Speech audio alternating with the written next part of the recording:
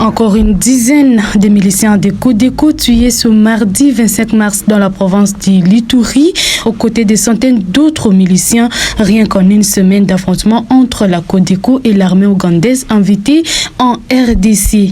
Les soldats de Yoweri Museveni n'ont connu qu'une perte parmi ses officiers et plusieurs blessés officiellement. La communauté Lori regroupant les Lendu crie au risque de génocide de leur peuple. La présence des UPDF, armée ougandaise, rappelle une mémoire et histoire tragique et triste vécue par le peuple Bale-Lendu en province de l'Ituri. Assimilation à dessein de tous les Lendu au Codeco et ADEF. L'association culturelle Lori prend témoin la communauté internationale du génocide en cours contre le peuple Bale-Lendu. Mais alors pourquoi autant de morts en quelques jours? Les miliciens doivent-ils continuer le combat? Décryptage avec Richard Pitoa, journaliste analyste à Canal Révélation. Est-ce qu'il faut poursuivre à affronter l'armée ougandaise? Ce serait une mauvaise idée, car le bilan va s'alourdir et devenir pire. La Codeco devait plutôt déposer les armes et négocier davantage avec le gouvernement dans le cadre de son programme national de désarmement. Pourquoi je l'ai dit? 3 raisons principales. Premièrement, les violences armées en Ituri ont déjà fait beaucoup de morts par milliers et plus de 1 500 000 personnes déplacées.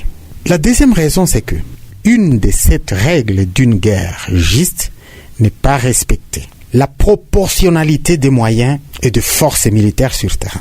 En effet, une milice locale en Ituri, n'importe laquelle, ne peut pas faire face à une armée telle que les UPDF, dotée de moyens, d'équipements et de technologies plus avancées.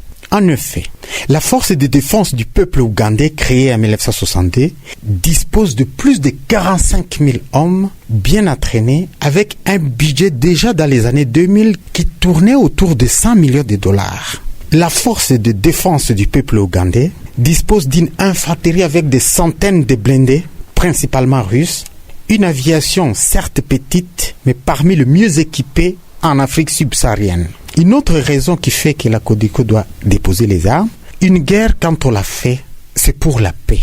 Et dans notre cas, certains propos entre les belligérants ne vont pas dans le sens de faire la paix, en référence de certains propos de proches des miliciens dans les réseaux sociaux, ou encore même les propos du chef d'état-major général de l'armée ougandaise. Et donc, il est temps de négocier les accords encore avec le gouvernement pour que le pire n'arrive pas.